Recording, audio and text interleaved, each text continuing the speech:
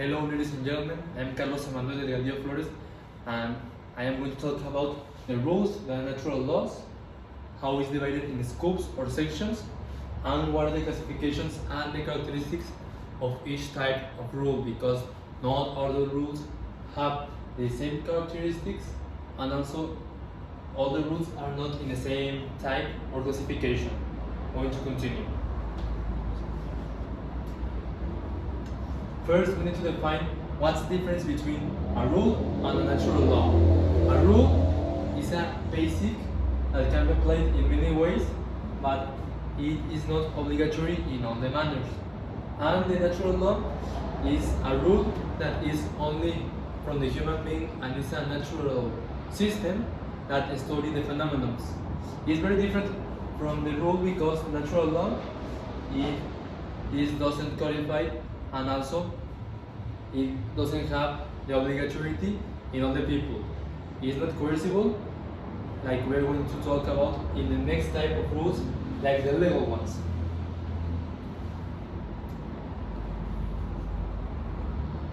Also, we're going to first talk about the characteristics of each rule, and we're going to explain that.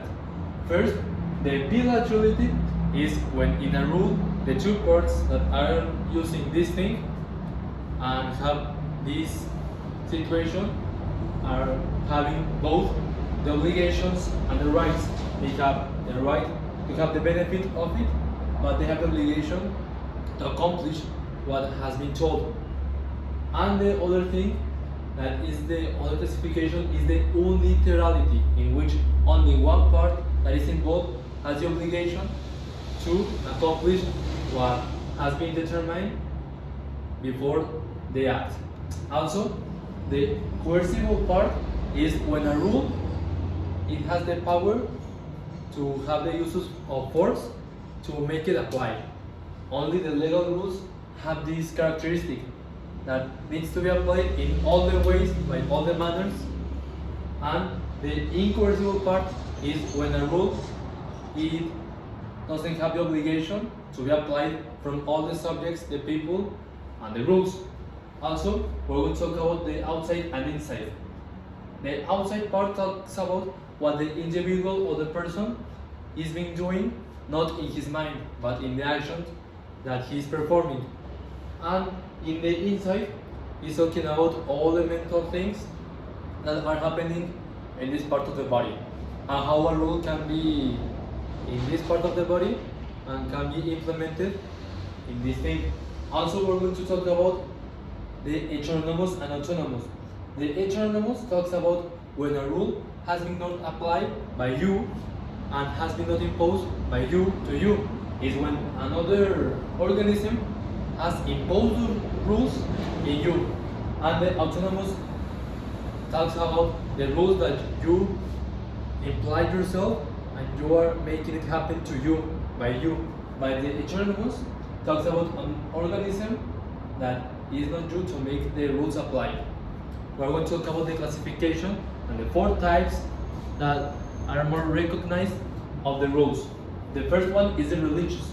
The religious rules are not coercible because they are not obligatory, except you live in Arabia Saudita when the Quran, the Sunnah, and the Sharia are imposed by the state in those countries and are obligatory in the Muslim belief, in the Islam belief. But in the other beliefs, it's not obligatory, it's not coercible. And we're going to talk about also that it's autonomous, because talking about Mexico, the Catholic Church is not imposing you those rules, you're imposing that rules yourself. Also, it is in the interior mind in which these rules are applying, because when you do something wrong, the punishment is in the interior, not in the exterior, like we saw in the other characteristics. Also, we'll talk about that these type of rules of religious have the characteristics that are unilateral, because the church or the belief that you have has not the obligation to make things happen, but you are the one that has the obligation to follow the rules that they set. Also, the moral rules are very different from the religious and not so similar to the ethic ones, because the moral rules are the ones that you want in the exterior part of the convivence to make the social part more good to the other people. Why? Because these rules are not codified, but you want to apply it so you can have a better communication with the people that you surround in the society. These rules are unilateral, exterior, the moral rules, because you want to take action with the society. Also autonomous, no one has imposed you that rules, and incoercible. Why incoercible? Because there's no organism that can force you to follow these type of rules. The ethic ones are also almost the same as the moral, but difference between that is that they are interior because they want to pursue the justice and the good for all the people in all the rules. And the last one, that are the ones that we are interested on, is the ones of the legal rules. The legal rules are the ones that are coercible because the state can punish you for not accomplishing these codes. Are autonomous, the state imposes you those rules, not you. They are exterior. The state doesn't matter what you are thinking, doesn't get you in the mind. They want to know what your actions are having consequences with the people, with the society. And they are bilateral because the people has rights in the constitution in Mexico, but they have obligations to follow all the rules. And the rules in the legal way have the characteristic that even if you don't know exactly what the law is about, that doesn't give you the permission to break the rule or the law in the constitution. Also, we're going to talk about later about these characteristics. We're going to explain the legislative process in Mexico and how it's applied. Mexico has two cameras. The first camera, the representatives, we have 500. 300 of the relative majority and 200 that are plurinominal in this character. And we have 128 senators in the House of Senators in the camera. But we're going to talk about how a law is applied. First, the legislative camera that has the idea of the new law is going to go to the initiative to present that project to the higher cameras, the two cameras that we already talked about. After that, the two cameras are going to discuss the implications, and all the parties and political charges can debate these arguments. Also, they are going to vote, and in case that this law is approved, they approve the both cameras, so the law goes to the president, the executive power, in which there are two ways. In the sanction, if the president doesn't approve this law, something can happen in which they return the law to the Congress, but the Congress with 2/3 majority in the two cameras, in both cameras, they can the law apply even if the president doesn't want to do that. And after that is the promulgation, in which the promulgation is after that, in which the executive power in his representative, the president, approves the law, and it starts in the publication in the Diary of the Federation in official way in Mexico, in which the law is published and how it's going to affect all the people, and how is his qualification, how is its qualification. After that, in the starts of validity, it depends if it's a law that has vigency unlimited or is only temporal. So this is the way of the legislative process. Also, after that, we're going to talk about the legal rules that we already explained, but we're going to be more careful talking about this because these are the only ones that are in the state. We're going to talk about the classifications of the law. The objective law are the laws that does not involve the people, only the mechanism and all the things that don't involve the human being thing. After that is the subjective law, in which all the duties of the person intervene to make the judicial power function. In these cases, we're going to talk about The valid source of the law, in which the valid is how much the laws that are being applied is temporary to be applied in a coercible way by the state. After that, natural law are the laws that are not codified but are like the human rights of the ONU that want to make the people only from being human to have the rights that they deserve in these cases, obviously. The positive law is the type of law in which the coercible part of the state is being applied, in which all the rules that the state approves needs to be applied in all the ways. After that are the formal laws, in which are the formal sources of the law. In Mexico, the formal sources of the law are the Constitution and the codes that comes from the Constitution.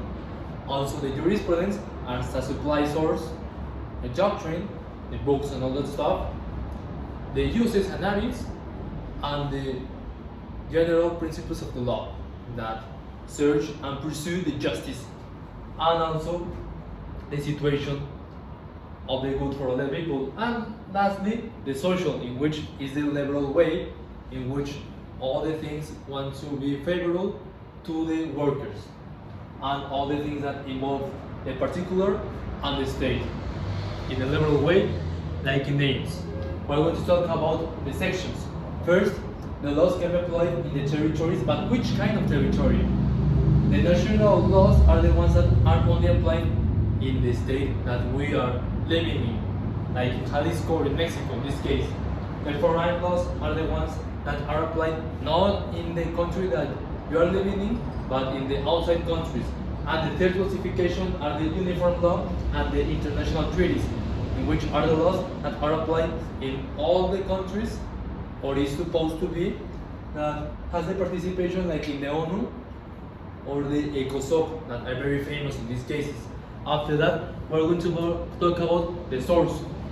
The codified law is the source that is writing. It's applied in the continental and Roman Germanic system, in Mexico, Argentina, a lot of Latin American countries, also in the Louisiana state and Quebec in Canada, in France, and a lot of systems like Egypt, but in a mixed way.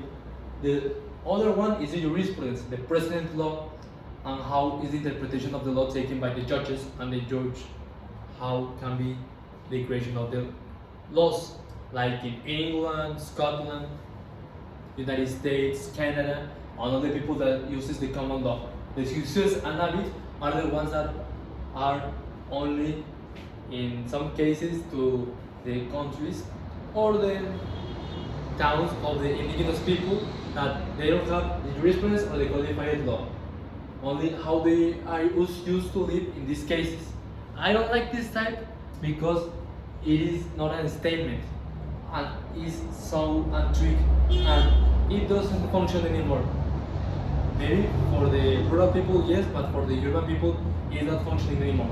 After that, the special scope in the national is when all the nation, the federation or the confederation is applying this type of law. And the local is only in a province, a region, or a state inside the country. We have talked about that before. And also the temporal scope that I already explained, in which is the undefined, in which all the laws are being applying except when they want to be changed, and the temporal, the ones that only in a plenty good or a small amount of time are going to be applied in these cases. And also we're going to talk about the action section, the scope section.